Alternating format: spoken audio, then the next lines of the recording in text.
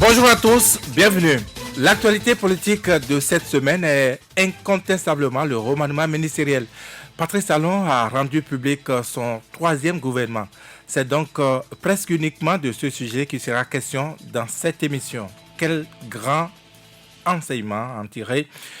Pour faire cet exercice, deux invités. Vincent Lézimé, géographe et journaliste de formation, analyste politique et chroniqueur parlementaire. Au plan politique, il est proche de l'Union progressiste UP, donc proche du pouvoir. Vincent Lézimé. Oui, je constate. En face de lui, un autre journaliste qu'on ne présente plus, lui, Vincent Folly, analyste politique. Il est le directeur de publication de la Nouvelle Tribune. Bonjour Vincent Folly. Bonjour Virgile, j'espère que tu ne vas pas me demander quand est-ce que je reviens. L'émission n'est pas sur ça. Allons-y. Une chose est sûre, je ferai du Vincentillage ce matin, j'espère bien m'en sortir. Ce gouvernement troisième du genre, donc du président Patrice Talon, était attendu, on va dire, depuis au moins les élections législatives. Est-ce que vous expliquez, ce temps que ça a pris? Quel temps? Qui a espéré ce gouvernement? C'est pas moi, hein? Et puis les faits me donnent raison. Un penseur asiatique a dit, si tu veux connaître quelqu'un, n'écoute pas ce qu'il dit, mais regarde ce qu'il fait. Si tu veux connaître quelqu'un, n'écoute pas ce qu'il dit, mais regarde ce qu'il fait. Cela pour dire quoi? Pour dire qu'en regardant le président de la République, depuis qu'il est là, depuis 3 ans et quelques qu'il est là, il ne faut pas s'attendre à des miracles. Quel gouvernement nous avons? J'ai envie de dire, comme les politiciens, que c'est un non-événement, mais je ne le ferai pas parce que je suis un observateur de la vie politique et tous les événements politiques ont des sens, ont un sens. Il faut pouvoir percer. Donc, je crois qu'au cours de cette émission, nous allons dire des choses. Mais voilà, je suis obligé de constater ce que j'ai dit là, qu'il ne faut pas écouter ce que quelqu'un dit pour le connaître. Il faut le voir, il faut le regarder faire. Et lorsque vous le regardez, vous savez. Le président de la République a dit un certain nombre de choses. Je vais faire le dialogue. Est-ce qu'il a fait? On attendait le dialogue, c'est-à-dire la suite de ce que les élections législatives n'ont pas été. On voulait voir, est-ce qu'il va accepter les autres? Est-ce qu'il va parler? Est-ce qu'il va remettre en cause le Parlement? C'est à ça qu'on s'attendait. On s'attendait à autre chose. L'actualité politique révèle que nous sommes à la peine aujourd'hui avec la fermeture des frontières du Nigeria et surtout de la frontière importante de Craquet. On s'attendait à ce que quelque chose se passe. Moi, je ne m'attendais pas au remaniement, puisqu'il n'y aura rien de mon point de vue. Mais je veux confronter mes idées avec celles de mon confrère,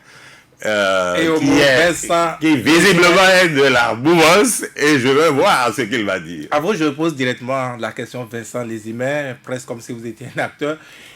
Pourquoi le gouvernement a mis du temps à venir? Bon, certainement, c'est une impression, parce que l'agenda du chef de l'État reste son agenda. Et un gouvernement, c'est un instrument politique. Et là-dessus, j'estime que le casting a mis du temps. Vous savez, on est sorti d'une élection législative qui, visiblement, est une élection assez difficile. Et les événements qui ont suivi également laissent penser à cette difficulté. Former un gouvernement au lendemain de tels événements, je crois que ça ne doit pas être un exercice assez facile. Ceci peut justifier cela. Je ne dis pas forcément que c'est cet aspect-là. Mais à l'arrivée, il y a un gouvernement qui est là et certainement à l'œuvre, on appréciera. À l'arrivée, donc il y a un gouvernement, on aurait pu dire que c'est un remaniement technique. En tout cas, il n'y a pas grand mouvement, on va dire. 3 sorties pour 6 entrées. Oui, par la pratique, c'est juste un réaménagement. C'est ce qu'on peut constater parce que, comme tu l'indiques, il n'y a eu que 3 départs. Bon, les entrées, on ne va pas trop. Et puis, le sur ça, de mon point de vue, c'est le départ parce que, en réalité, au lendemain d'une élection législative, il devrait y avoir un grand mouvement dans l'espoir de donner de nouveaux souffles à l'équipe gouvernementale. Mais on constate, vous et moi, que finalement, il n'y a que eu 3 départs. Vincent Folli. Oui, j'écoute mon confrère et je suis un peu ébahi. Il dit qu'il y a eu des élections législatives, lui-même difficiles. Difficiles pour qui? Pas pour lui. Lui, il a eu ce qu'il voulait, à savoir les 100% des députés.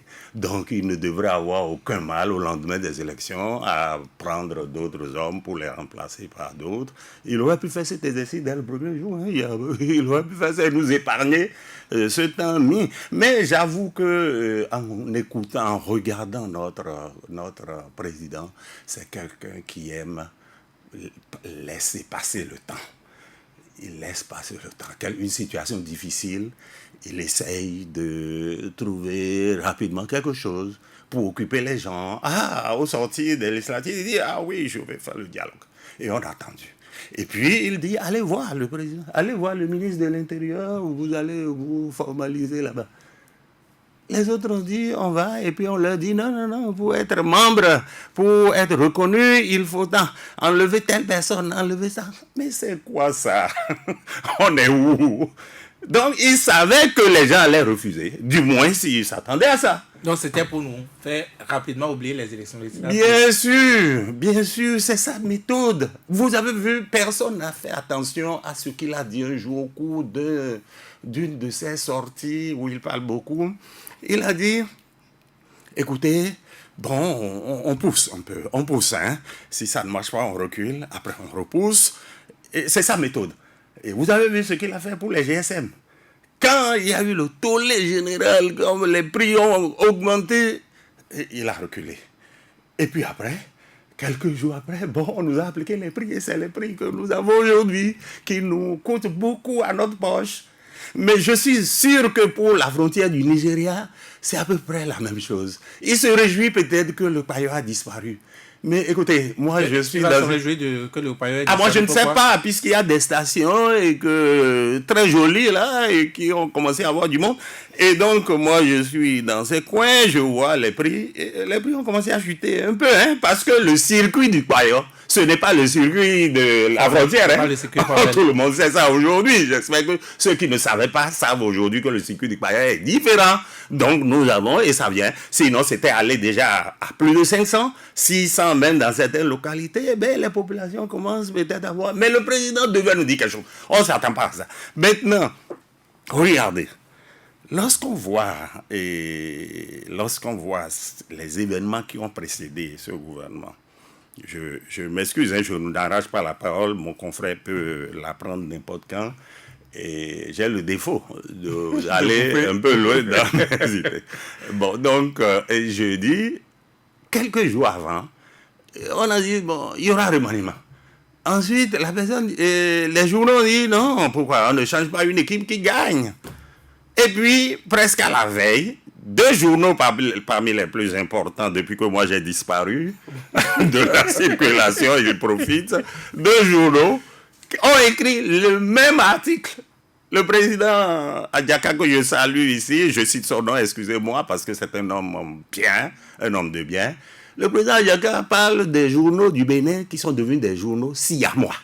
Des titres, ils font des titres siamois. Et nous avons vu, à l'avant-veille de ce remaniement, 2 journaux parmi les plus importants depuis que j'ai disparu, je le dis encore, et ils ont écrit le même article, à la virgule près. Disant quoi? Disant que oui, remaniement il y aura, et que c'est vrai, que telle personne va quitter, il y aura un petit attouchement. Bon, on nous dit ça. Le lendemain, ou à la veille, des journaux sont précipités. Mais nous, on est en ligne, hein. Nous ne sommes plus sur le terrain. J'espère que vous verrez bientôt. Non, excusez-moi, je termine rapidement. À la veille du remaniement, des gens se sont précipités. Le truc est déjà allé à l'Assemblée. Et les députés se sont déjà prononcés. Et puis un de nos confrères que je connais bien, qui était avec nous, a dit, oh non, en direct du Parlement, nous allons faire ça. Nous, on a attendu, parce que tout ça, c'était de la comédie, c'était pour préparer l'opinion. Préparer l'opinion à quoi? Parce que les noms qu'on a sortis à la veille, c'était pas ça. Donc le gouvernement est tout le temps dans la com. dans la communication. C'est pas un défaut, non? Non, c'est une qualité, mais c'est un défaut dans notre pays parce que la com nous empêche de voir ce qu'il y a derrière. On nous dit, voici des gens qui vont partir. Et ceux qu'on annonce, ce n'est jamais ceux-là. Et même à l'Assemblée, par le passé, écoutez-moi bien, par le passé, lorsque comment on appelle, les noms allaient à l'Assemblée, on avait toujours un ami dans le bureau qui nous disait à peu près l'essentiel, c'est-à-dire à quelques heures. Et à 20 heures, aujourd'hui, rien. Il n'a que des ennemis au bureau du Parlement. Non, je ne les connais même plus. Et donc, je termine pour dire que la liste est sortie et nous avons vu la réalité des choses. On a fait ce qu'on a fait. Et mon confrère dit, il y a eu 3 départs. Quelques entrées, c'est un remaniement technique. On va l'analyser tout à l'heure, on va voir ce que ce gouvernement a de technique. Mais voilà. Il est trop volubile, hein, Vincent Folly. Oui, c'est mon défaut. C'est mon défaut. Oui, si vous permettez, je résume rapidement. Pour lui, ce remaniement est venu en ce moment pour nous faire oublier les misères dues à la fermeture de frontières avec le Nigeria. Bon, peut-être il fait juste le lien. Mais en réalité, je crois que tout ce qui s'est passé jusque-là, par rapport à des effets d'annonce, de remaniement, etc. Ah, vous reconnaissez les effets d'annonce? Oui, je crois que nous avions coutume de ça dans notre presse au Bénin. Il parle d'articles siamois. Non, moi je ne parle pas. L'initiative des non, je ne parle pas des titres siamois. Je parle de l'information. Pas même des articles. Contenu. Je parle de l'information, du fait contenu. Le fait, c'est le remaniement ministériel. Bon, que cela soit écrit avec les mêmes mots dans tous les journaux, bon, c'est pas... Non, c'est pas de ça que je dis. Bon, voilà. Heureusement que ce n'est pas de ça. Mais par mes pratiques de journaliste parlementaire, je crois que nous avions eu à anticiper plus d'une fois sur des remaniements ministériels par le passé. Et je crois que le faire maintenant, cela relève également de notre pratique d'informer ou d'anticiper sur l'information, bon, pour des raisons de réajustement de ci ou de ça. Donc, on a eu à faire ces choses par le passé et je crois que c'est ça qui continue. Mais dire également que la fermeture de frontières, on a amené le sujet de remaniement pour nous faire oublier, etc. Non, personnellement, je crois que c'est des réalités. Et ça se vit au quotidien. Le fait d'annoncer remaniement ne peut pas ôter cette réalité-là de notre vie quotidienne.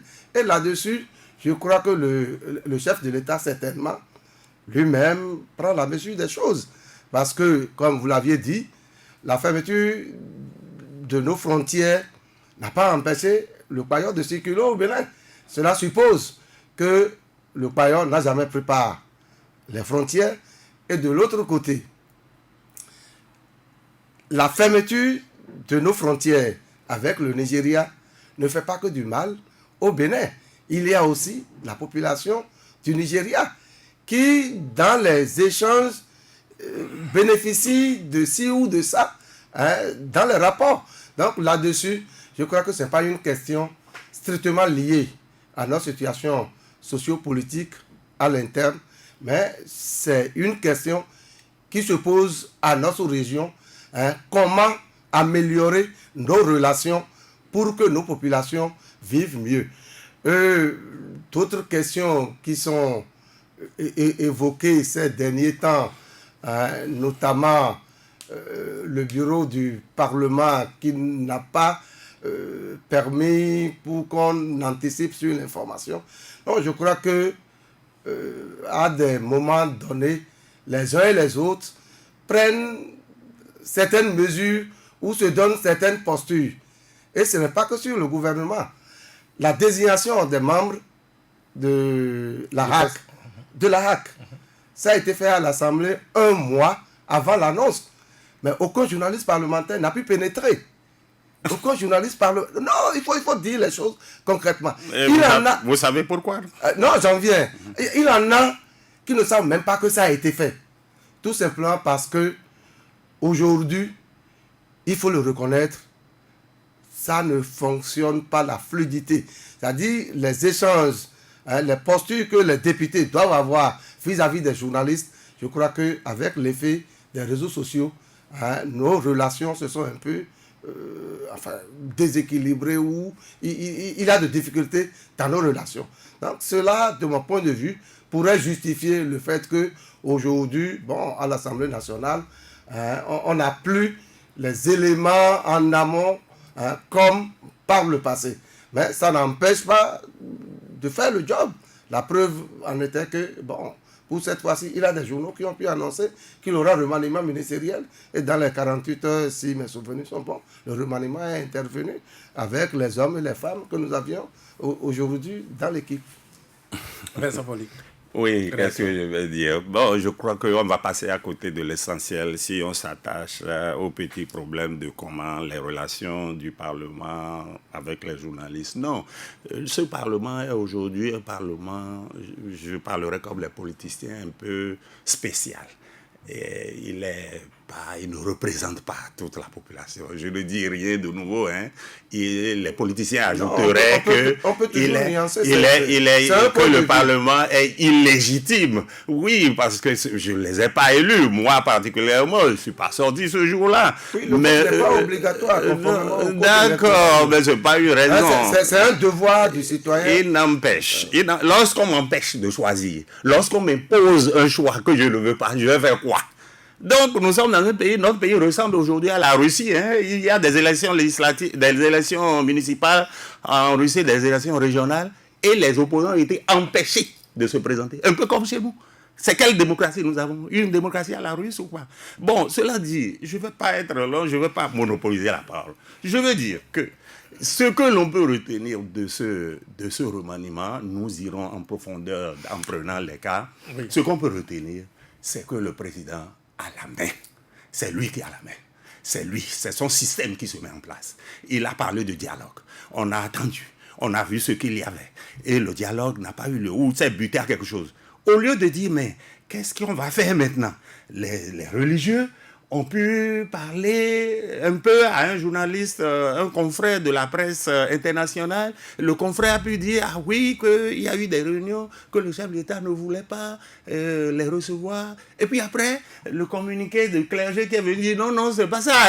Nous, on voulait, mais nous sommes en train, parce que c'est en octobre que la conférence épiscopale se réunit. Mais regardez dans le pays actuellement, c'est le président Talon qui domine la situation. C'est lui le maître du jeu. En face, nous n'avons pas d'opposition. Je suis obligé de le reconnaître. Et il met plus de force qu'il ne devrait? Non, il ne se gêne pas parce qu'il a mis en place des lois. Il a caporalisé les institutions. Laissez-moi terminer. Il a caporalisé les institutions et il va en roue libre. Et ça se remarque aujourd'hui. C'est lui qui a la main. Il peut faire partir un ministre, comme celui dont on va parler bientôt, et le faire revenir sans nous expliquer ce qu'il y a. Mais dans un pays normal, on ne fait pas ça. Parlons des ministres. On ne fait pas ça. Non, on ne parlera pas des ministres. Non, excusez-moi. Je crois qu'il faut aller au fond des choses. Je dis c'est lui qui a la main. Et nous remarquons qu'en face, l'opposition est affaiblie. Et n'arrive pas à sortir des conférences de presse et des dîners de je ne sais quoi. Et en face aussi, nous n'avons pas une société civile forte. Nous n'avons plus, par le passé, excusez-moi, j'ai travaillé, j'ai été à l'école des prêtres et je savais le rôle qu'avait joué le clergé par le passé avec Monseigneur Gantin, quand il était Monseigneur, ensuite cardinal, et Monseigneur de Souza. Je sais le rôle que le clergé a joué. Celui qui est archevêque de Cotonou, c'est une personnalité influente. Mais aujourd'hui, c'est une voix aphone. On n'entend plus rien de l'archevêque d'Abidjan qui se cache derrière la conférence épiscopale. Donc nous n'avons plus de société. Patrice Talon également, à votre avis? Oui, c'est son effet parce qu'il a mis tout en place pour tout contrôler. Et ça se voit. Nous, les journalistes, les journaux, nous sommes devenus des boîtes à lettres. Des boîtes aux lettres. L'expression n'est pas de moi. J'ai vu ça sur les réseaux sociaux. Nous sommes devenus des boîtes à lettres. Pourquoi? Je donne un seul exemple. Regardez, le conseil, le remaniement ministériel est intervenu. Par le passé, nous courions dans les rédactions pour chercher les photos, pour chercher les CV. Mais aujourd'hui, la minute d'après, nous avons tout ça livré. Pourquoi? Parce le problème, on est servi. Non, on est servi, mais nous sommes des boîtes aux lettres. Nous sommes des boîtes aux lettres. Parce que nos confrères qui sont avec le pouvoir ont vendu nos méthodes. Ils savent ce que nous faisons. C'est-à-dire comment nous travaillons. Je connais le journal que vous avez devant vous là. Comment on se gêne. Moi, je les appelle à minuit. Comment ça? Vous avez telle photo? Envoyez-nous ça. Aujourd'hui, on nous livre tout. Et nous sommes devenus, la presse est devenue une boîte aux lettres. Et c'est pitoyable pour notre pays. Parce que la presse, ce n'est pas son rôle. Non, on va rentrer dans le concret, si vous permettez. Oui, non, avant d'y aller, Oui. je voudrais nuancer quelque chose par rapport au développement de mon confrère Vincent Folly, en parlant que le président de la République a fait des lois qui le mettent dans une posture, etc. Non, je crois que C'est faux? Non, il faut vraiment nuancer. Je crois que jusque-là, on n'a pas encore d'ordonnance loi. Tout ce qui est là, présentement, je crois que tout a été voté au Parlement et à une époque donnée. Dans quelles conditions? Non, j'en viens. Et on connaissait les acteurs. Parce que conformément au règlement intérieur de l'Assemblée nationale, le président est une institution. Étant la représentation nationale, lorsque le président apprécie les textes de loi, que ce soit une proposition ou un projet de loi, et il trouve que l'intérêt de nos populations ne s'y trouve qu'il a l'obligation. On a vu des textes qui sont restés dans les tiroirs de l'Assemblée de la première législature jusqu'à la 7e législature, et c'est à la 7e législature que tout ça là a été liquidé, plat. Comme dirait mon grand frère, et tout le monde a commencé par s'en inquiéter. Mais pourquoi ce regain de travail à l'Assemblée nationale et même nuitamment on vote des lois? Donc, ce n'est pas le président de la République. Nuitamment et au petit matin. Et au petit matin. Mais ça, là, ce n'est pas le président de la République. Ah, c'est lui. Qui demandait aux députés. C'est lui. Non. Ça, ce sont nos préjugés, notre lecture de la chose. Écoutez, là-dessus, non, je vais finir. Vas-y.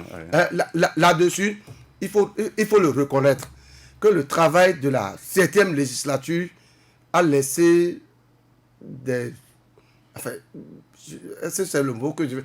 Un arrière-goût. Vraiment. Vraiment. Amer. Très amer. Ah bon. Parce que, personnellement, moi, je ne me reconnais pas dans la méthode de travail. Et pourtant, ce sont ces lois-là. Certainement. Ils ont fait du bon boulot pour le pays. Quel bon boulot. Comment peut-on voter une loi sur la grève sans interroger les acteurs de la grève? J'ai dit certainement. Parce que il y a aussi une chose. Tout dirigeant ne peut pas vouloir du mal pour son peuple. Ah bon? Non.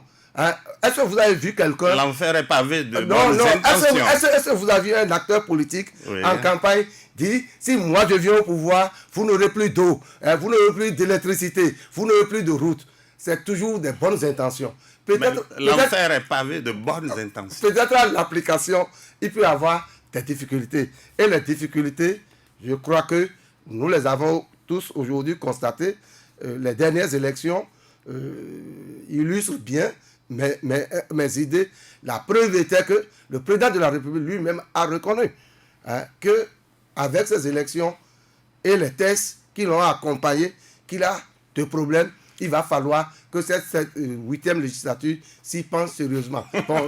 Après avoir voté toutes les lois. On va enfin bouger. Oui, le problème des lois, je vais finir avec le problème des lois. Ce n'est pas de les avoir adoptées en paquet. On aurait pu faire la même chose. Mais avec, comme vous avez dit, la méthode. La méthode, c'est quoi? Les lois qui frappent des individus doivent être discutées avec les gens. Ça se faisait par le passé. Une loi sur la grève, et le président s'en est réjoui à l'étranger. Moi, j'en ai eu honte parce qu'il a dit, moi, j'ai 10 jours de grève. Tout le monde a éclaté de rire dans la salle. Nous avons vu la vidéo circuler. En Allemagne. En Allemagne. Alors, donc, ce n'est pas honorable qu'un pays dise, moi, j'ai 10 jours de grève. Bon, aujourd'hui... C'est l'instrument que les députés lui ont remis. Non, c'est faux. Non, c'est faux.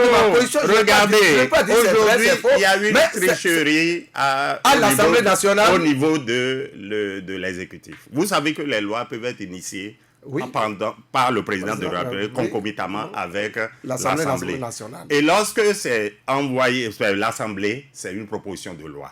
Et ça suit le processus. Mais lorsque c'est le chef de l'État, vous connaissez la procédure. Oui. Elle est compliquée. Ça passe par la Cour suprême, où il y a un avis motivé. Oui, parce qu'il y a des magistrats là qui sont d'expérience, qui vont lui dire la loi que vous voulez faire là, c'est pas bon. Alors le président, depuis Yahi, ce n'est pas d'aujourd'hui, ils ont trouvé la parade en faisant faire des propositions de loi qu'on confie à des députés complaisamment. Donc, ainsi la loi sur le renseignement.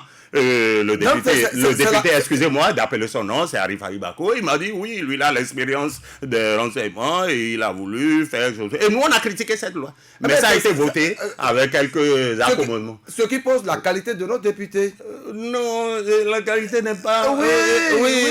Et ce que nous avons aujourd'hui. Ce que nous avons aujourd'hui. Nous constatons qu'il a de problèmes dans la qualité des hommes. Donc, est-ce qu'on revenait au gouvernement? Oui. Revenons au gouvernement.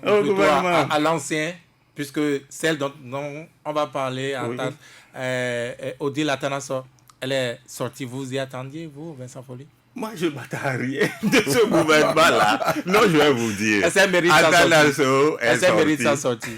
Mérite, moi je ne sais pas qui donne le mérite. Le président est libre de prendre les gens, il choisit. Mais nous on connaît, on sait à peu près ce qui s'est passé. Et les jours à venir vont révéler. C'est pour ça que vous êtes là. C'est pour ça que je suis là. C'est ça. Oui, il faut nous dire ce qui s'est passé. Non, sans langue de bois, mais on ne peut pas tout dire. Vous avez de l'eau. Non, vous avez l'eau. Non, celui qui forme le gouvernement, c'est. Mais je veux dire, au-delà de la question des personnes, je vous ai dit que le président a la main sur le pays. Et il l'a fait à l'Assemblée en nommant des députés. Ayons le courage de le dire. Il les a nommés. Et ensuite, il nomme son gouvernement dans la foulée. Il dit, je vais faire dialogue. Il ne le fait pas. Et tout le monde, il attend quelque temps. Et puis après, il nous donne ce gouvernement. Non, et je vous dis, on va parler d'Atanasso, on va parler d'autres. Mais je dis, c'est lui qui choisit selon les critères. Et il regarde ce qu'il a selon ses intérêts, et conformément les intérêts du moment. De notre constitution, comprenne Atanasso ou Eleonore Yahi, prononcé avec A, I tréma ou A, Y, Yahi dans notre langue, donc comprennent l'une ou l'autre, c'est bonnet blanc et blanc bonnet. Celui qui donne le tempo dans le pays, c'est le chef de l'État. C'est lui qui dit ce qu'il veut faire. Pour beaucoup, Atanasso n'a vraiment jamais dirigé le ministère de l'enseignement supérieur. Est-ce qu'il y a des ministres qui dirigent dans le pays? Dites-moi s'il y a un ministre qui a la main sur son département ministériel. Prenons le ministère des Affaires étrangères. Pour ce que je peux savoir. Moi, j'étais au sommet de l'Union africaine grâce à la fondation Friedrich Ebert. J'ai vu notre ministre. Il ne pouvait pas assister à certains huis clos des chefs d'État. Est-ce que le chef de l'État le sait? Que certains huis clos sont interdits. Le chef de l'État n'était pas là à ce sommet. Il n'était pas là. Or, il y avait des choix de représentants des pays à choisir pour certaines organisations. Tous les autres pays étaient représentés. Les présidents, même du Swaziland, un autre pays bizarre qui a, excusez-moi, qui a changé de nom, un pays qui a changé de nom récemment, avait même pris la tête de la nutrition. Mais nulle part, si vous n'êtes pas là, vous n'êtes pas là. La politique étrangère de notre pays, qui est-ce qui mène ça? Est-ce que c'est le ministre des Affaires étrangères? J'en doute. J'en doute parce que je vois ce qui se passe. Ça revient d'abord au chef de l'État. Ah bon? Pourquoi donc le ministre est son ouvrier? Donc, je vous dis, non. La plupart des ministres du gouvernement... On ne va pas être aussi alarmant. Non, je suis alarmant, essaye de me conforter. Oui. Mais laisse-moi terminer. Non. Le ministre des Affaires étrangères... Regardez le ministère des Affaires étrangères. Regardez aujourd'hui la situation du pays, comment on appelle, de la fermeture de la frontière. Mais qu'est-ce que nous avons vu? On dit que le gouvernement est en train de travailler. Certains vous disent, bon, on ne voit pas ce qu'il fait. Regardez au Nigeria, ce qui s'est passé avec les émeutes xénophobes en Afrique du Sud. Le Nigeria, les Nigérians ont répliqué en attaquant MTN. Moi, je n'ai pas dit de faire ça, de faire la même chose. Je n'ai pas dit ça. Mais dans la foulée, on vient d'annoncer une visite officielle du chef de l'État Buhari en Afrique du Sud en octobre. Est-ce que notre chef d'État est déjà allé voir le président Buhari? Ah pardon, nous sommes votre voisin.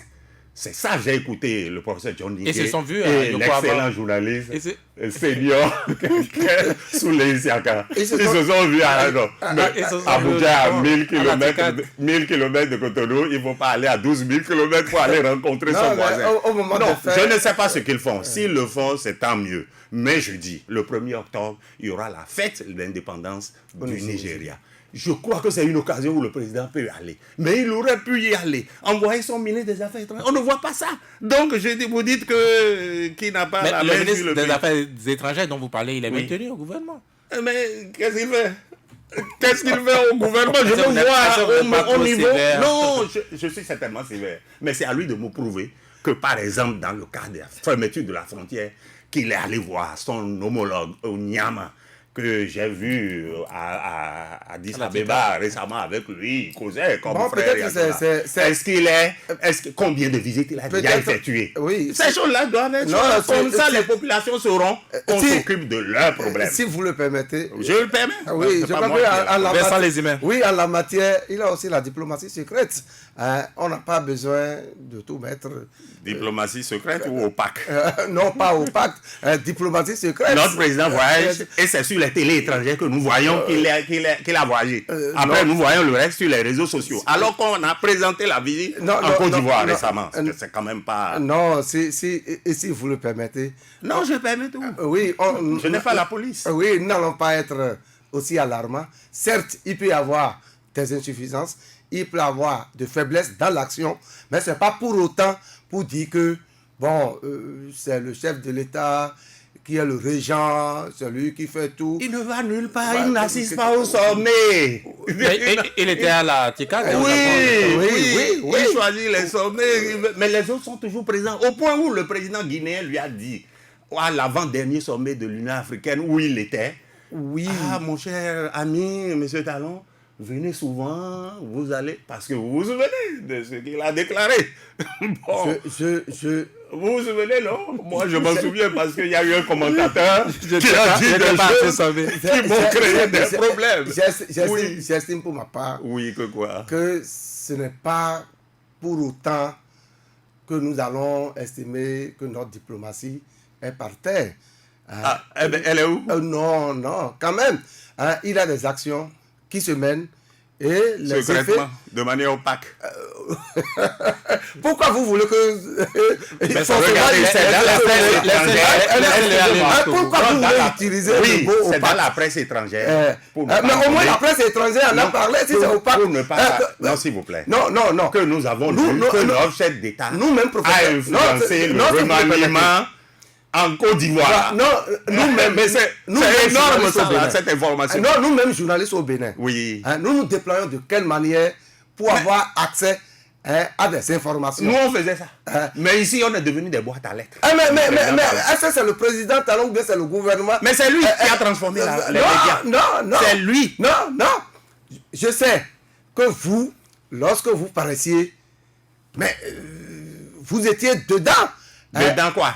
Vous informez. Ah bon? Oui, vous informez. Oui, vous vous battez. Je n'ai jamais eu de contrat avec eux. Non, c'est pas. Ni Yahi. Non, c'est pas les contrats qui déterminent l'information. Ah, mais c'est ça qui détermine l'information aujourd'hui. Non, les contrats sont là pour la communication. Quelle communication? Il nous revient, nous journalistes, d'apprécier pour dire ça là, c'est communication. Et nous, notre devoir, l'obligation que nous avions par rapport aux lecteurs, à nos auditeurs ou à nos téléspectateurs, d'aller chercher et de donner l'information. Rien ne nous empêche d'y aller. Et le code sur l'information est venu conforter... Vincent Non, j'en viens. Si nous ne faisons pas notre boulot, nous d'abord, en tant que médias, en tant que journalistes, on ne peut pas dire que c'est tel préfet, c'est tel maire, c'est tel gouvernement, etc. qui nous empêche. Vous ne me ferez pas l'injure de dire que je ne faisais pas mon métier. La preuve, je ne suis pas là maintenant où les journaux sont transformés en caisse de résonance. Et j'en déplore. On peut continuer le débat. C'est le gouvernement qui est la police. Oui, justement, Vincent Lézumé, vous connaissez bien Mme Atanassov, vous l'avez vu ministre depuis le premier gouvernement de Patrice Talon. Elle méritait du moins sa sortie, à votre avis? Tout le monde mérite de sortir. Ah oui, mais il n'a pas vidé tout le monde. Oui, on ne va pas faire une fixation. Mais je constate que tout le temps qu'elle était là, il avait une tension sur différents sujets au niveau de l'université. Et ça ne donnait pas une ambiance pour bien travailler. Ça, je constate ça de l'extérieur. Parce que sur des sujets mineurs, on voit le ministre en face. Pour illustration, les universitaires, les recteurs et autres se préoccupent du fait que le recrutement des étudiants face à objet de préoccupation encore au ministère. C'est tout comme si les doyens, les recteurs et autres n'ont plus rien à faire. Et c'est des sources de tension. Sur beaucoup d'autres sujets, elle n'a fait qu'animer des foyers de tension. Je crois que dans de telles ambiances, le président... il n'y avait pas le choix que de s'en séparer. Mais pourquoi le laisser faire? Pourquoi laisser cette dame faire ce... Si c'est vrai qu'elle a fait ça, pourquoi ne non, pas c'est la pas si c'est rappeler? vrai. C'est pas si c'est vrai qu'elle a fait ça. C'est des réalités. Bon, ça, parce qu'aujourd'hui, et elle a fait la procédure... Elle a fait pratiquement 2 ans à tourner le pouce, à créer des tensions inutiles. Regardez... Pas 2 ans, elle a fait plus de 2 ans. Plus de 2 ans. Regardez la situation des écoles privées. De quelle manière a-t-on décidé de fermer le nombre, écoutez bien, 103 universités privées? Dans quelles conditions les autorisations ont été données? Dans un pays comme la Côte d'Ivoire, nous avons vu des documents circuler sur les réseaux sociaux. C'est des classements qui se font sur des notes. Mais soyons sérieux, ne craignons... C'est-à-dire, un institut comme l'Institut Serco aurait pu bénéficier d'un meilleur traitement. Non, je pense comme d'autres établissements. Non, je pense qu'on ne veut pas faire de fixation. Non, c'est vrai. Mais c'est vous qui avez dit que la ministre a mal agi. Je vous donne un exemple pour corroborer. Pour corroborer. Mais votre assertion, et c'est pour vous dire que le président avait la possibilité de lui dire non, on ne fait pas ça. Comment peut-on fermer 103 universités? Bon, ça, c'est ça. Maintenant, il y a des dessous. Il y a des problèmes à l'université. Les agrégés, vous allez apprendre bientôt ce qui va se passer. Et elle avait certainement une position qui ne plaît pas. Et donc, je n'irai pas plus loin que ce que je dis. Les agrégés ont fait quoi? Ah ben, les agrégés dont on se plaint, qui ont perdu leur titre. Il y a d'autres qui vont suivre bientôt. Et la ministre avait certainement une position qui ne plaisait pas. Donc, je vous le dis, mais je ne vais pas en dire plus. Il ne plaisait pas au chef de l'État? Ah ben, je ne sais pas. Mais sinon, il l'aurait maintenu. Toujours elle n'a pas démérité. Elle a été l'une des meilleures ouvrières du président. C'est-à-dire, elle était là pour rappeler les gens à l'ordre, pour aller à l'université parler des petites choses. Vraiment des petites choses. Oui, comme vous avez dit, s'occuper de l'inscription des étudiants. Oui, au-delà de ça, les universitaires, les professeurs d'université ont eu à faire de sit-in. On demande d'amener les cahiers de notes au ministère pour sanctionner ou je ne sais quoi, pour apprécier. C'est une ouvrière zélée.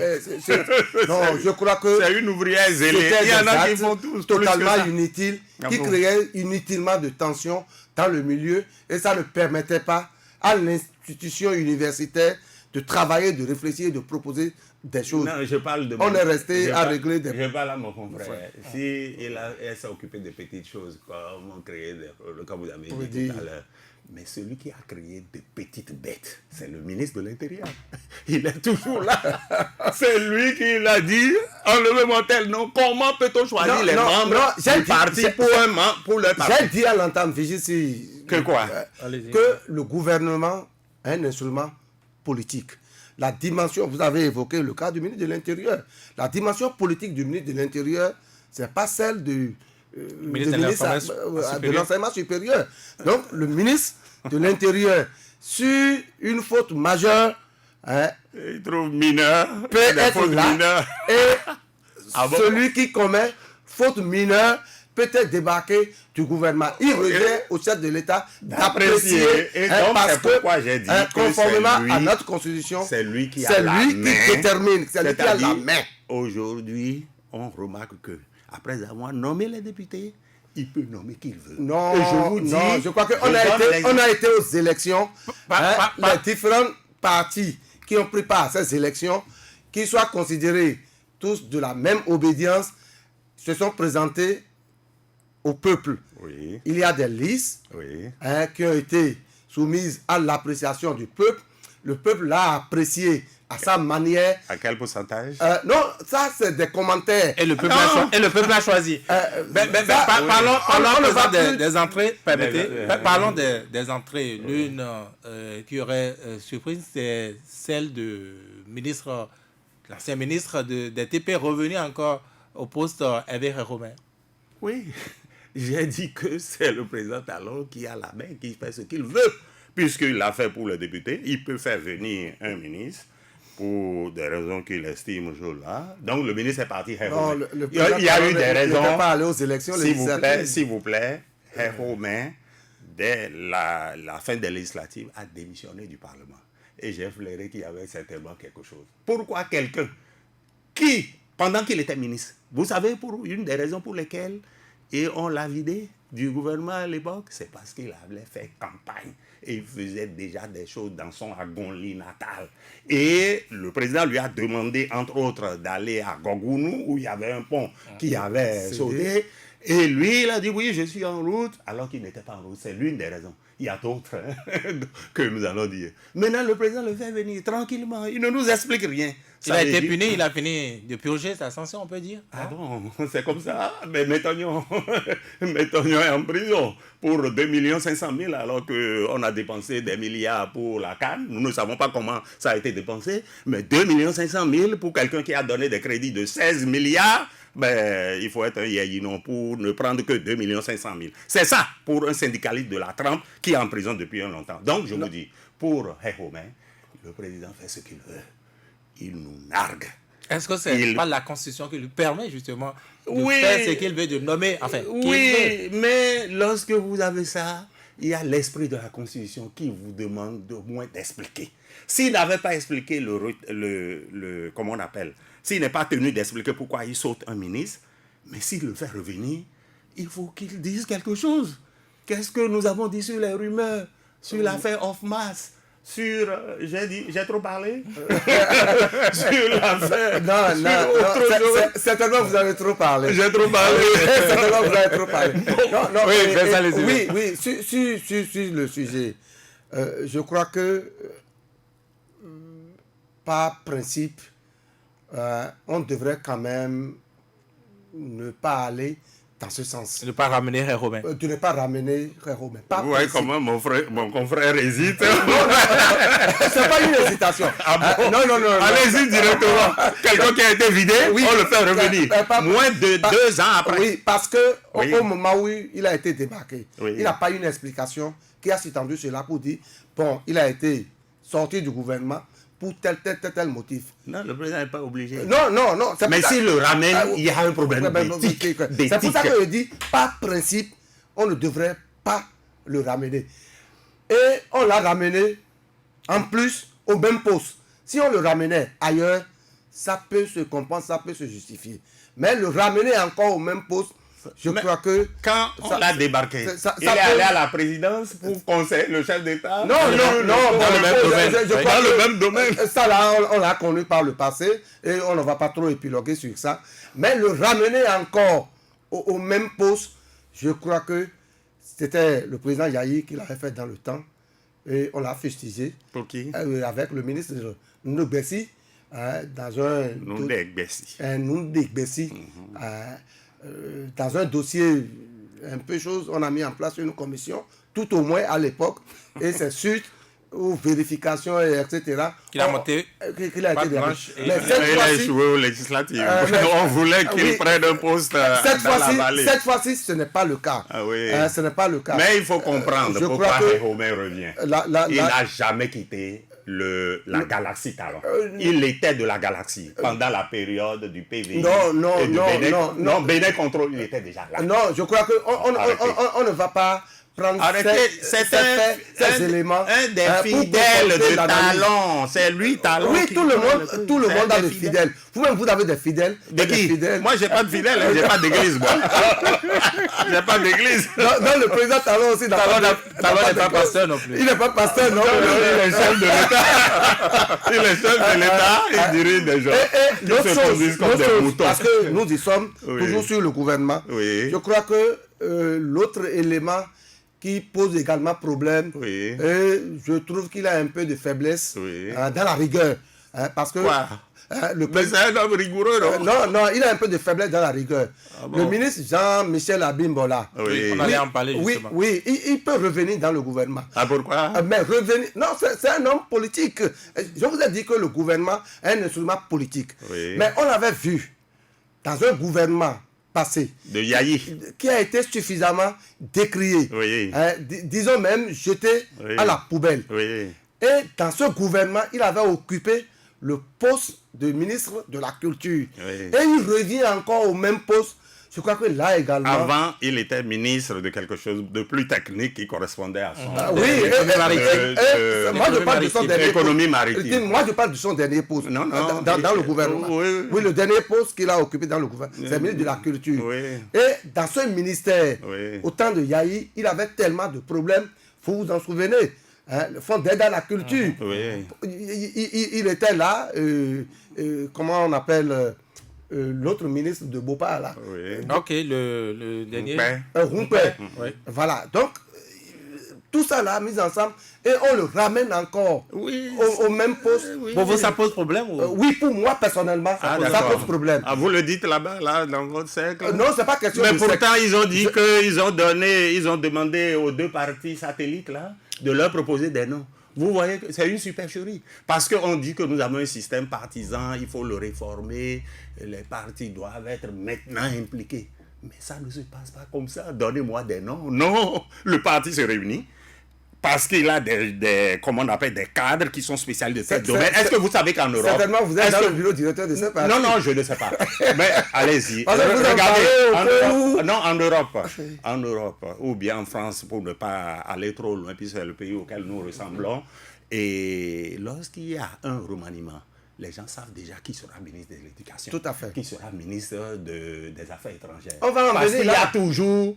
On va en venir là. On va en venir là. Quand? Mais le système se met en place. Ah bon? On est en train de faire le formatage. Ah du bon, système. qui est le bien spécialiste de huilé. l'éducation dans les partis que vous avez là? Ah, moi, je suis spécialiste de l'éducation. Ah, d'accord. Ah oui, mais pourquoi pas? Je peux être aussi ministre de l'éducation. Vous m'informez. Ah, d'accord. Ah oui, bien évidemment. On ne vous a pas rien dit. Plus sérieusement, Regardez, j'ai vu un chef de parti, un test à lui attribué qui remerciait le chef de l'État de leur avoir pris 10 membres hein, et que les autres ont eu 11 dans la foulée. Ils sont quoi? Qu'est-ce qu'ils font là-bas? C'est eux qui ont décidé d'aller à ces postes. C'est le chef de l'État. C'est lui qui est le maître d'œuvre. Oui, mais c'est lui qui a l'exclusivité. Le dernier mot lui revient. Non, en principe. Oui, en la matière, compose, vous le savez mieux que moi, en la matière, Oui. ça se passe comment? On demande aux différents groupes politiques Oui. de faire des propositions. De nous donner 3 noms, Oui. de nous donner Non, 2 ça, noms de c'est femmes. une tradition du Bon, Bénin. Ailleurs, ça ne se passe pas comme ça. non, je parle de la tradition du Bénin parce que nous Non, on sommes- n'est pas encore un pays normal. On n'est pas un la, pays normal. la normalité se mesure par rapport à quoi? Eh ben, non, à ce qui doit être fait, selon la loi. Selon la loi. Oui, mais selon la loi, c'est le chef de Si l'État. analysons, Qui est le chef du gouvernement. analysons les postes, s'il vous plaît. Oui, les Abimbola, Jean-Michel, vous le connaissez? Non, Vous le connaissez très je bien. le connais très bien. Il me Revenez connaît. au ministère du Tourisme. Je l'avais déjà vu dans l'affaire de l'adoption de la loi PPP.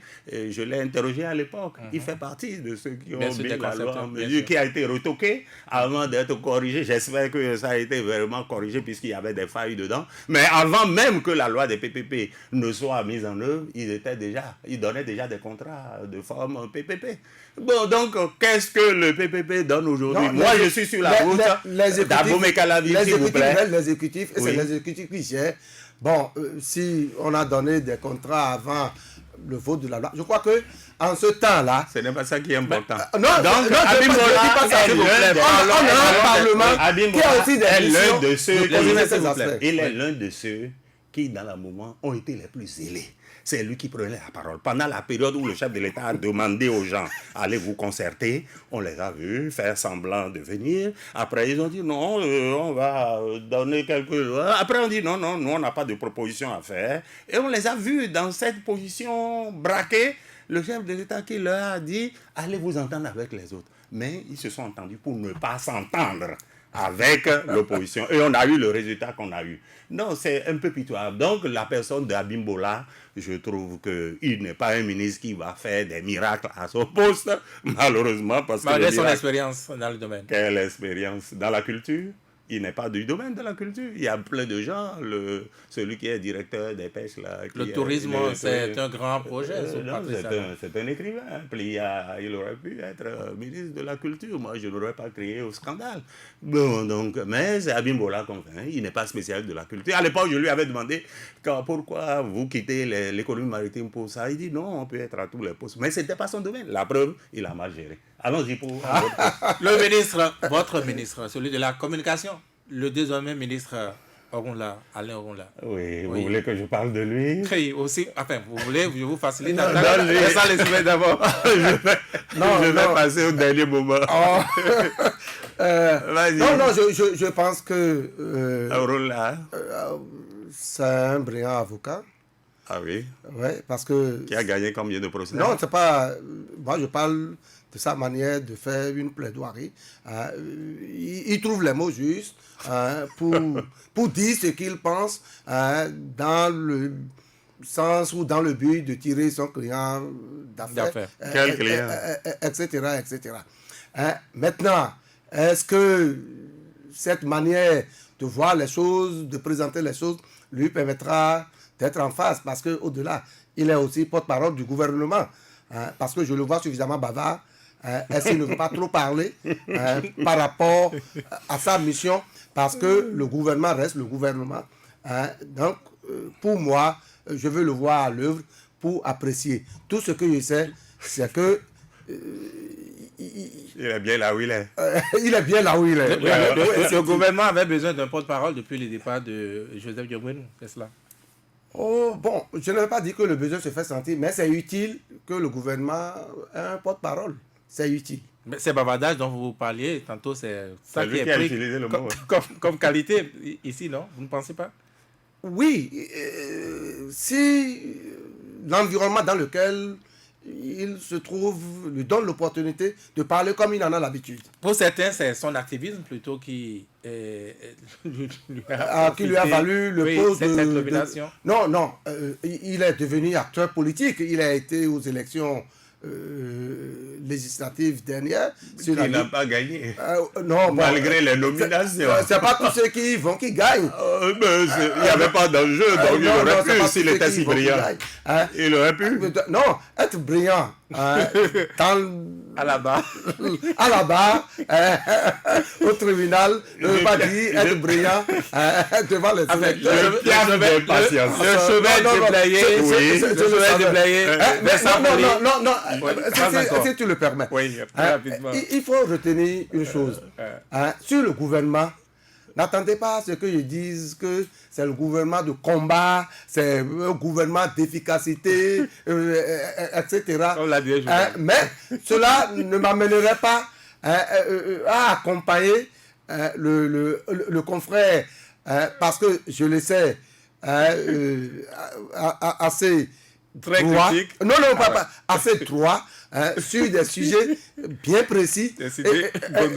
Oui, et par rapport. Non, c'est de l'admiration pour lui parce que soit, je ne sais pas si c'est une trahison de nos prénoms, c'est un homme de conviction, comme moi aussi, et sur des sujets donnés, si ça ne va pas, je n'hésite pas à dire que ça ne va pas, et comme lui d'ailleurs.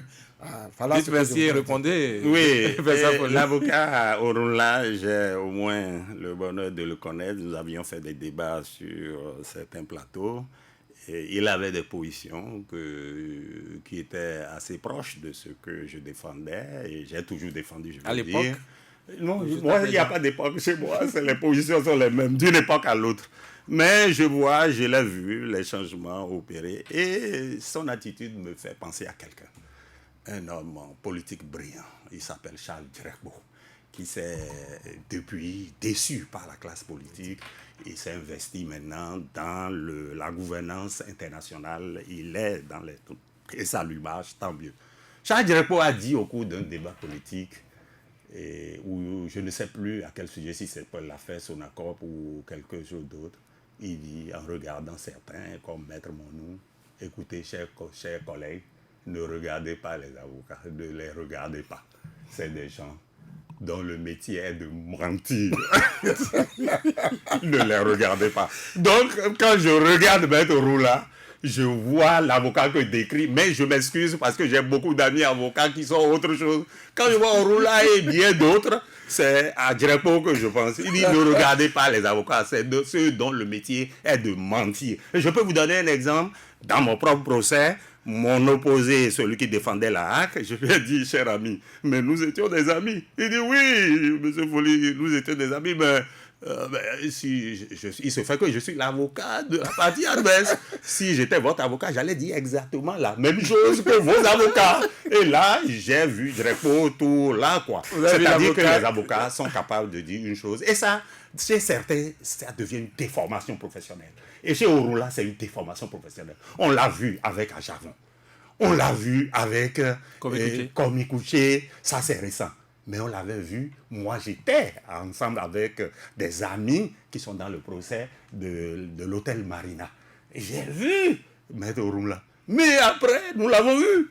Mais donc, j'ai dit que le président a la haute, mais c'est lui. Parce que les gens comme ça, c'est ça que les hommes politiques aiment. Ceux qui sont capables de retourner leur langue rapidement, leur verse rapidement, de dire une chose et son contraire. Donc moi, Maître Orula ne m'épate pas et il le sait. Et lorsqu'il viendra, moi je sais, je veux dire aux gens de ne pas regarder de ne pas écouter ce que les gens disent, comme je l'ai dit au début, mais de regarder ce que les gens font. Donc quand je regarde Orula, je vois la pratique d'un certain nombre d'avocats et je dis, j'ai pitié pour mon pays. Parce que si on prend le cas Kouché, il a défendu ce monsieur. Et puis après, il devait se présenter. S'il était allé en Espagne, on l'aurait arrêté. Voilà quelqu'un qui devient notre ministre. Et le ministre, mon ministre à moi, de la communication.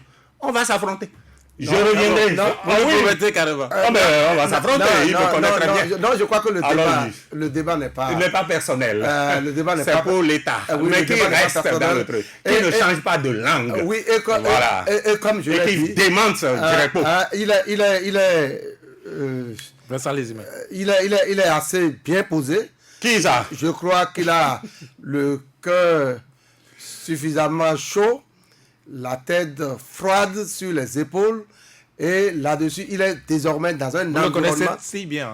il est désormais dans un environnement qui n'est plus celui des tribunaux, et il est le porte-parole... Il n'était pas au tribunal dans l'affaire de choses. Entre autres, il a défendu le dieu ou la déesse de Banamé. Non. Dans des conditions obscures. Je crois que c'est pas... De l'affaire de Porto Novo où des gens sont morts. Oui, on aurait dû arrêter cette dame. C'est pas ce rôle-là. Quel rôle? Qu'il est appelé à jouer. C'est-à-dire... Aujourd'hui, oui. Il est le ministre de la Communication et des Postes. Oui, mais on a du mal à le suivre. Porte-parole du gouvernement. Ah oui. Et cela lui impose une posture. Et je crois qu'il restera dans cette posture pour accomplir la mission que le chef de l'État lui a confiée. J'espère qu'il n'est pas dupe. Parce que des gens qui changent du jour au lendemain. Hein. Non, les imbéciles ne changent pas, dit-on. Justement. Ah bon? Justement. Oui. Je ne sais pas si c'est des mauvaises langues, mais pour certains, on l'a carrément en mission et on pourrait voir les choses. Naturellement, tous les ministres sont en mission de zèle, d'excès de zèle. Parfois, nous allons voir Orula dans son rôle. Ça, c'est des Moi, je l'attends. Je crois qu'on est en train de... Mais on est obligé de juger, non? Oui. Mais ils sont des hommes politiques. Oui, et le jugement, parfois, est subjectif. Ici, j'estime qu'on est en train de faire le décryptage, l'analyse du gouvernement qui est formé par rapport aux enjeux actuels, les défis qui s'imposent à notre pays. À travers les hommes. À travers les hommes. Et pour ma part, je crois que Maître Alain Orula, Maître Alain Sourou Orula, il est dans un milieu donné et il fera de telle manière que le gouvernement soit satisfait de ses prestations. Je crois que c'est l'essentiel à retenir. Et les populations. Et nous autres. Non, le gouvernement... Et nous autres. Oui. Nous, les communicateurs. Non, le gouvernement, c'est d'abord l'action. C'est par rapport à ces actions-là que moi je parle. Et une fois les actes posés, nous, population, nous apprécions pour voir est-ce que ça va dans nos intérêts ou pas. Et on jugera. Moi, je l'attends principalement sur le sujet des médias. est-ce que nous allons continuer d'être des boîtes aux lettres du gouvernement? Moi, je l'attends là. Non, Ou est-ce qu'on va nous permettre de nous développer, de formuler des critiques sans être inquiétés?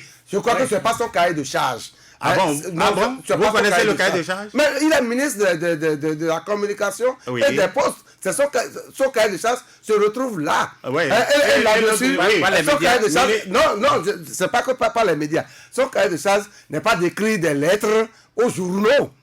Parce que c'est de ça que mon confrère parle. Non, moi, que ça soit corrigé. Non, moi je n'ai pas dit.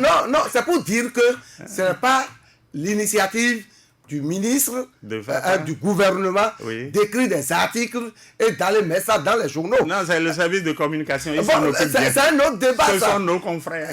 C'est un autre débat, ça. Oui, communication. Et on a dépouillé le ministère, l'autre ministère.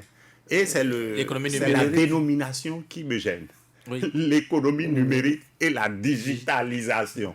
Moi, ça me pose problème. C'est une question de sémantique. Le numérique inclut la digitalisation. On ne peut pas faire du numérique sans faire de la digitalisation. Non. Le numérique s'oppose à l'analogique pour parler en termes techniques. Moi, je ne suis pas technicien, mais je dis la dénomination du ministère me pose problème. Et je ne sais pas si ça ne va pas faire rire les gens à l'étranger de dire qu'il y a un ministre chargé du numérique et de la digitalisation. Pourquoi il ne serait pas ministre du numérique tout simplement? Ils vont s'arrêter à numérique. Non, moi je ne demande pas qu'il continue à dire nous avons la risée des gens dehors. Non, vous savez, oui. il a des objectifs.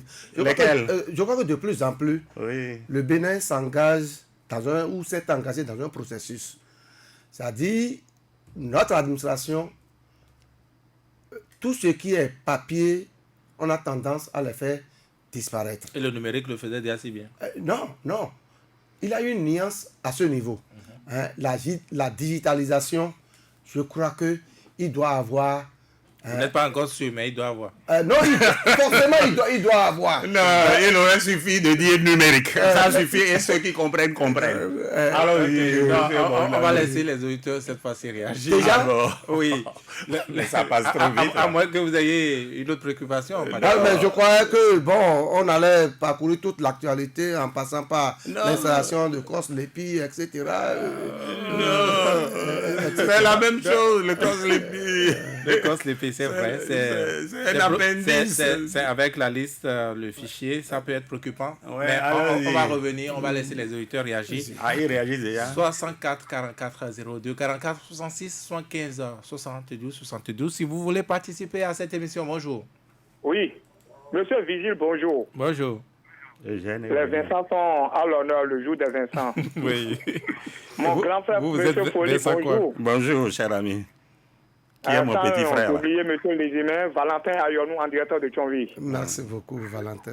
C'est pas que je suis en train de jeter des fleurs au doyen Vincent Folly, mais je l'estime beaucoup. Merci. Mais arrêtez et continuez, s'il vous plaît. Mon cher, parce que vous m'avez donné une information, je vous ai croisé dans un cabinet ministériel, vous m'avez donné une information, et après 72 heures, j'ai vu les signaux. Ah oui. Vraiment, vous êtes un grand investigateur. On n'a pas de grands mots. Allons-y. Merci. Ma préoccupation ici, qu'est-ce qui est devenu l'affaire, la nouvelle tribune hack?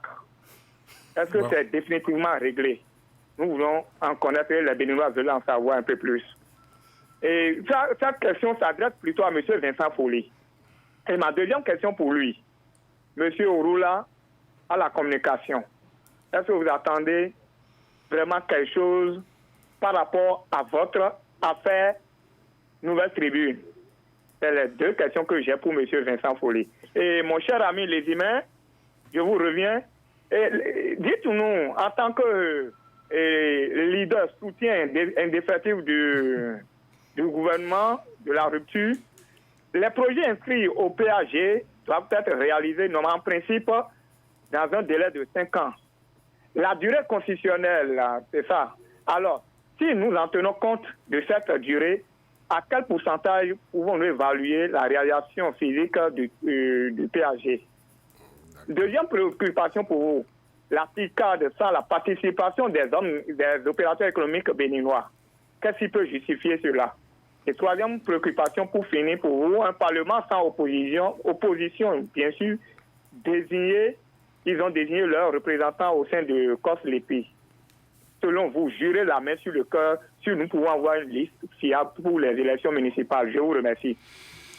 Merci à vous, Valentin Yonon, pour vos nombreuses questions. Deuxième auditeur, bonjour. Oui, bonjour le plateau. Oui. Marcel Télé. Oui, allez-y, monsieur Télé. Hey, bon, je n'ai pas de préoccupation particulière, je n'ai pas de questions pour vos invités. Seulement, je voudrais inviter monsieur Folly à être un peu plus direct dans ses propos parce que jusque-là, on a supposé que c'est parce qu'il a eu une situation avec le gouvernement en place qu'il est en train de leur jeter de la pierre sur n'importe quel sujet. Je vous remercie. Merci à vous. Troisième auditeur. Allô, bonjour Virgile. Bonjour. Jean Poton, je m'appelle. Monsieur Lézimé, bonjour. Bonjour. Monsieur Folly, je vous salue. Merci, bonjour. C'est rare dans ma vie de ne pas poser de questions.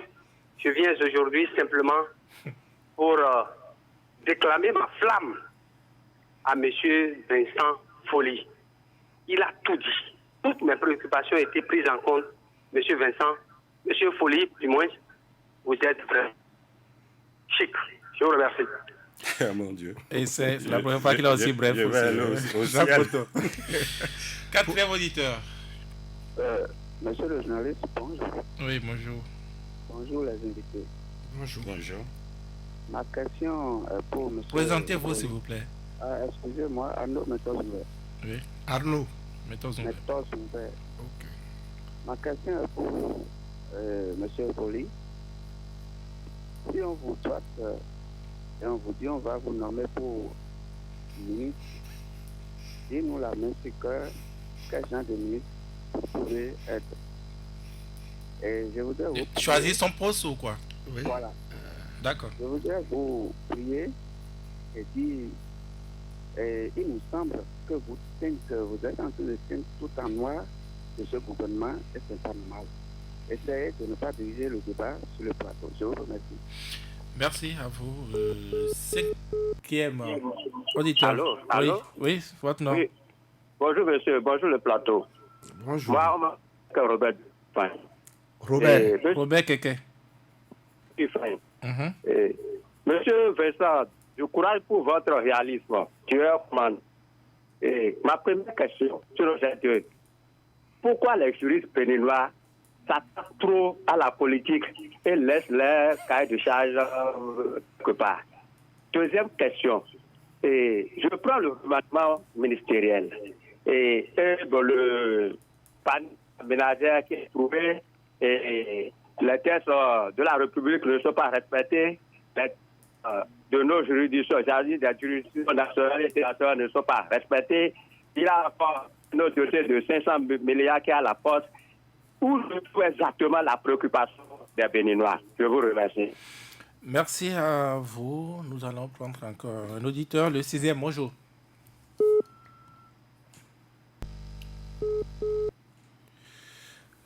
Le sixième auditeur, bonjour.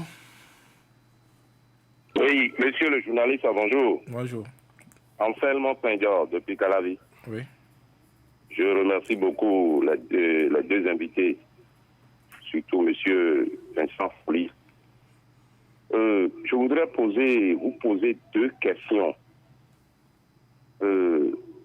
Est-ce que aujourd'hui, parce que vous avez parlé de ministre Oloura, est-ce que nous avons vu au moment où cette dame, une dame qui se dit qu'elle est Dieu, au cours d'un rituel, les gens sont décédés et que nous avons vu des fidèles ont été en prison. Mais après ça, les Béninois attendent à ce que ça soit jugé. Mais jusqu'à présent, nous n'avons rien vu. Tout récemment, il y a un problème de mutuelle. Et cette dame s'est levée pour dire qu'elle va faire de prêts aux gens. Et les gens attendent pour que ce problème soit mis sur le tapis. Et nous avons vu M. Oloura s'est levé pour dire que rien n'était. Est-ce que tout ça là, entre-temps, cette dame nous a dit que le président de la République, c'est lui qui l'a envoyé en mission. Parce que le président s'est allé au Rome et elle a dit que c'est elle qui l'a envoyé en mission. Avec tout ça, est-ce que vous êtes sûr que M. Ouroua fait quelque chose dans le gouvernement? Dites-nous, qu'est-ce qui se passe à ce niveau? Est-ce que c'est... Oui. Oui, merci à vous.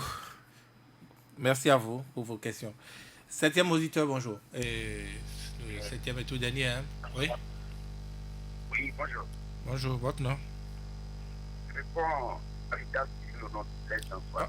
On n'entend pas bien. Hein? À l'état civil, je réponds au nom de Blaise Dansoa Tako. D'accord. D'accord.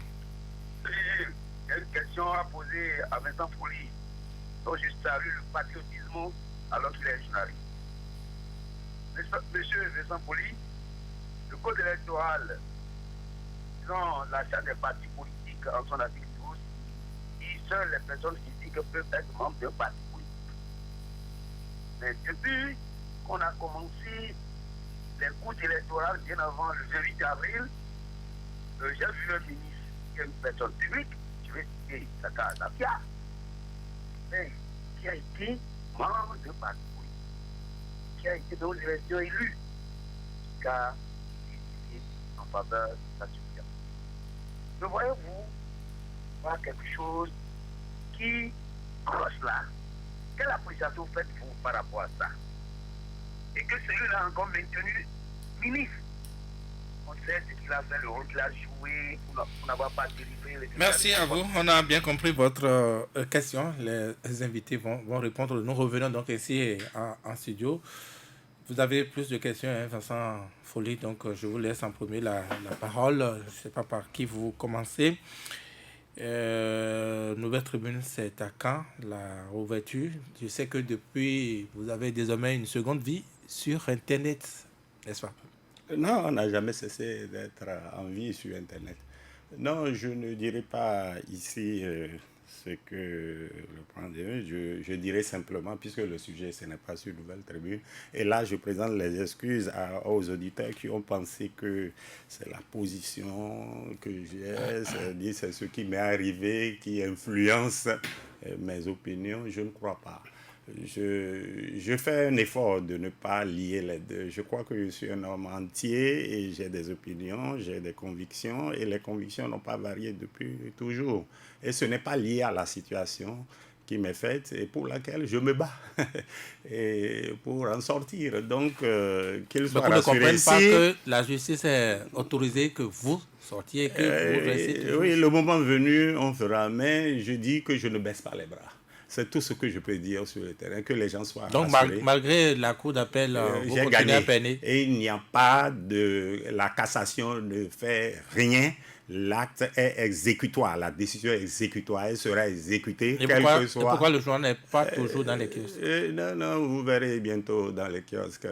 Ne m'obligez pas vous rassemblez les moyens à déballer toutes mes batteries. Bon, on peut s'arrêter là. Mais je regrette si ma position a pu influencer, si j'ai donné l'impression d'être trop biaisé, de peindre tout en noir. Non, j'ai voulu décrire celui que nous avons et j'ai dit qu'il ne faut pas écouter ce que quelqu'un dit, mais il faut peut-être regarder ce qu'il fait. Et en regardant les actes, nous disons qu'il y a un problème dans la gestion du pays. C'est tout ce que je dis. Si c'est ça, peindre en noir, bon, je vais repeindre encore plus en noir. Vous verrez, si j'avais cité des cas, qu'il y a des choses qui posent problème dans la gestion du pays. Qu'est-ce que vous attendez du Rwanda par rapport à votre affaire? Non, j'ai déjà parlé de lui et ça suffit. Je le verrai à l'œuvre. J'espère qu'il n'aura pas la langue comme disent les Ivoiriens, et qui va dire les choses telles qu'elles sont et ne va pas chercher à faire le mal. Je mets en garde nos compatriotes pour qu'ils n'écoutent pas les paroles de quelqu'un pour dire que cette personne est ceci. Il faut qu'ils le jugent par les actes. Et je voudrais le voir dans les actes changer et être autre chose que celui qui est dans un rôle qui change de position au gré du vent. Voilà, c'est tout. Mais j'ai dit, ça vous suffit? Ça dépend des auditeurs. Oui. Eh bien, Vincent Lézumé. Oui. Je remercie d'abord tous C'est ceux, fini pour moi. Non, tous ceux qui sont intervenus dans le débat. Je dois dire à l'entame que peut-être c'est une nature de Vincent. La conviction se forge. Vous y accrochez. Oui, et personne ne change. Donc, certainement, les gens sont vus que le confrère semble être un peu excessif, mais il faut que les uns et les autres comprennent que c'est une affaire de conviction. Et c'est pareil. Vous êtes ainsi aussi, je confirme. Oui. Et je sais que vous partagez beaucoup de points de vue. Tout à fait. Parce que la conviction reste la conviction. Vous êtes né le jour de la Saint-Vincent. Moi, c'est le 22 janvier. Oui, si vous êtes né le 22 janvier, exactement. donc nous sommes... Exactement. La preuve, ceux qui me connaissent parce que me tassent même de rebelle à tout vent. Donc, la conviction reste la conviction. Et pour ça, j'ai beaucoup d'admiration également pour vous. Et sur la question précise qui m'est posée, c'est par rapport au PAG, c'est de mon ami Valentin Ayonou. C'est un programme de 5 ans.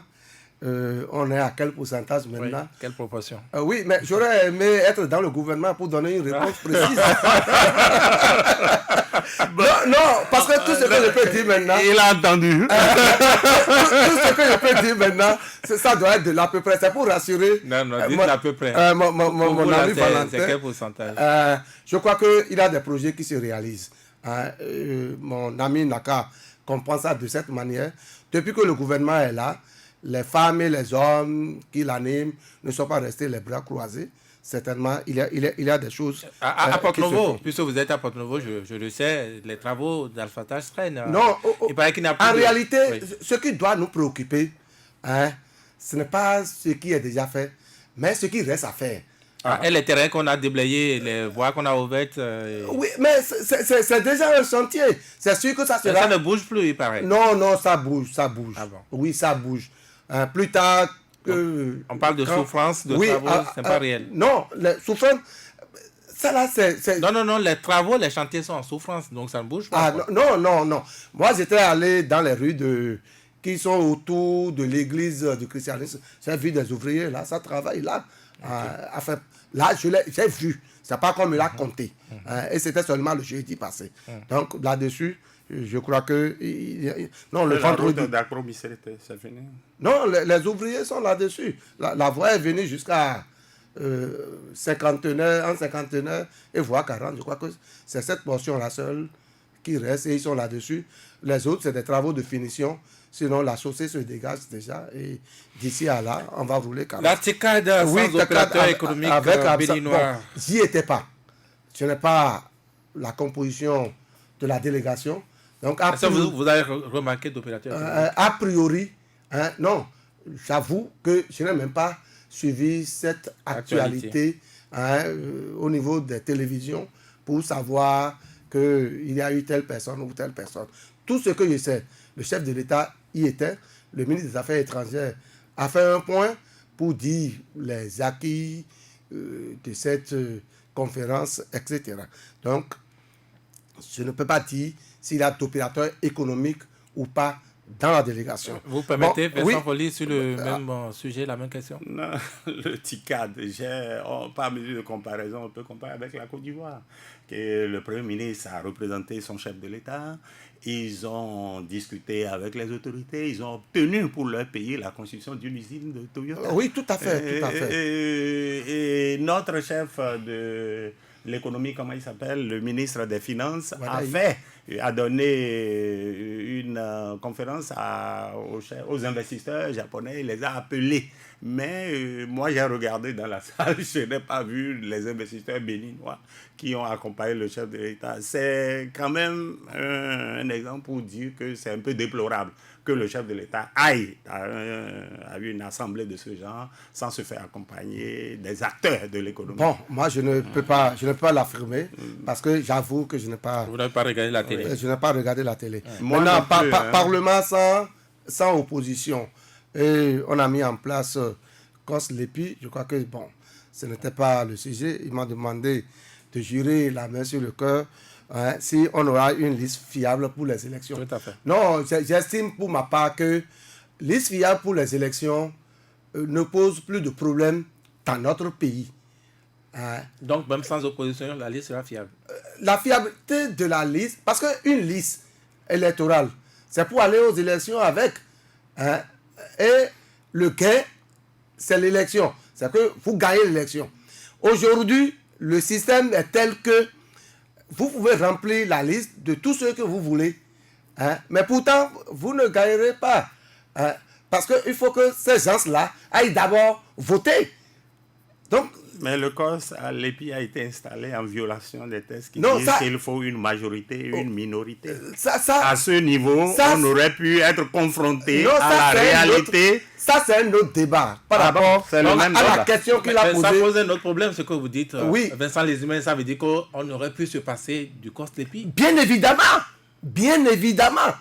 Parce qu'aujourd'hui, on n'est plus là. Hein. Ce n'est pas pour réaliser une liste électorale, c'est pour actualiser. Hein? Donc, pour moi, aujourd'hui, COS l'EPI, ça ne veut rien dire dans notre dispositif pour les élections. C'est regrettable. Non. C'est regrettable. Non, la liste y est déjà. La liste y est déjà. Actualiser, la liste électorale même, c'est une liste politique. Oui, j'en conviens. Ce n'est pas le recensement général de la population avec les techniciens qui ont des critères donnés. C'est une liste politique et on sait ce qui s'appelle politique. Donc, ce que vous dites là n'est pas vrai que même sans le COS, les pays, on aurait pu avoir. Donc, ils n'ont qu'à confier au ravi. Non. Moi, je ne parle pas de ça. La réflexion aujourd'hui va dans le sens de confier la gestion de la liste électorale à une structure pérenne que nous avons dans le cadre des élections, qu'est la Sénat. Sinon... Mais ils ont tenté, oui, ça n'a pas marché. Fondamentalement, que l'opposition y soit ou pas, la liste restera la liste. Le temps de parler.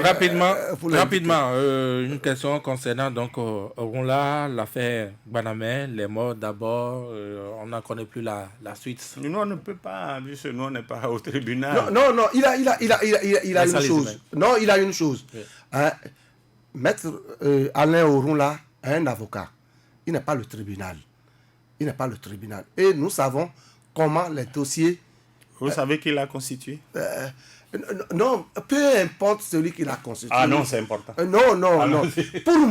Pour moi, est-ce que le dossier a été appelé au tribunal et Maître Alain Orunla a refusé de plaider pour ci ou pour ça. Donc la question fondamentale, quel est l'état de notre justice aujourd'hui par rapport à des affaires du genre? Donc si le tribunal engage la procédure, il faudrait que ça soit clôturé un jour. Donc c'est de ça qu'il s'agit. Parce que la préoccupation de celui qui a posé la question, il faut que l'affaire soit vidée un jour. Et il a parlé aussi de l'autre affaire, l'affaire de collecte de sous. On a vu aussi... Oui, tout ça là. Donc il revient au tribunal de poursuivre réellement. Défendre cela pour l'auditeur, pour un simple ignorant, il ne devait pas le faire. Non, moi je ne sais pas. Il est dans son rôle d'avocat, de défendre qui vient le voir, mais je veux dire à mon confrère que si on sait celui qui l'a constitué, on comprendrait pourquoi le dossier est enlisé. Bon, on peut passer à autre chose, monsieur. Oui. Quelques questions pour une dernière question. Oui. Saka Lafia, membre de parti politique, viole la charte. C'est une question d'éthique. C'est-à-dire, lui, membre d'un parti, aurait dû ne pas être dans la position du ministre de l'Intérieur. Ou alors, il refuse d'aller aux élections parce que nous connaissons. Le conflit d'intérêts est évident. Non, moi, je ne fais pas la même lecture. Tout le monde devrait faire sa lecture. Oui. Et c'est pour ça que je voudrais dire... On n'est pas dans un pays normal. Donc, on ne peut pas faire confiance à quelqu'un qui est membre d'un parti pour nous diriger, pour diriger l'organisation des élections. C'est pas possible. La réalité, c'est que la loi a disposé d'une manière donnée. Et par rapport à cette loi, je crois que le ministre Saka Lafia, il peut commettre certainement des erreurs dans l'application. Il était sur le point de délivrer les syndicats de Chola et quand on lui a demandé d'arrêter. Qui est ce on-là? Qui est ce on-là? Non, ici c'est ça l'âme de bois. Qui est ce on-là? Mais informez-nous davantage. Vous êtes membre d'un parti. Allez, moi je ne suis pas membre d'un parti. Il ne peut pas présenter ainsi. Je suis proche d'un parti politique. Nous sommes à la fin plutôt de cette émission. Oui. Plus de questions pour moi. Quelqu'un a dit des choses qui seraient... Mais ce que j'ai remarqué, les auditeurs ont félicité suffisamment, ont apprécié, ont admiré. Mais moi aussi, ils doivent m'apprécier. C'est parce que j'ai souhaité être ministre. Tu le seras, il a déjà entendu. Merci beaucoup. Il a entendu. Je ne sais pas. Non, je crois que le gouvernement qui est formé, tout le monde aura compris en regardant nos chefs de l'État qui procèdent toujours de la même manière. Pas petite touche, ils voient ce que ça donne. Tout le monde a oublié le dialogue avec les partis, mais ça reviendra. Parce que la question de la crise politique est toujours là. Et les hommes d'église qui jouent au cachoterie... les attendent jusqu'en octobre. Octobre aussi viendra. Oui, mais il faut régler le problème de la légitimité de ce Parlement. Oui, mais ça faut les humains. Oui. Non, ça les humains. Moi, je dirais que le gouvernement est formé. Tous les problèmes évoqués au cours de cette émission, notamment le dialogue pour lequel mon confrère Vincent Folly a toujours les yeux rivés. Ce dialogue interviendra. Certainement, peut-être, c'est l'une des missions prioritaires de cette nouvelle équipe gouvernementale. Ah bon? Et les autres préoccupations évoquées, à savoir les chantiers, le PAG, l'accomplissement du PAG, je crois que ces hommes et ces femmes auront la volonté nécessaire et la technicité qu'il faut pour accompagner le chef de l'État dans l'accomplissement de sa mission. Je vous remercie. Merci, mes deux chefs Vincent. Merci. C'était un plaisir. Mohamed Lamidi était à la technique. Amis auditeurs, merci également à vous. Bon dimanche et à l'autre dimanche pour un autre numéro de Salon de Voix.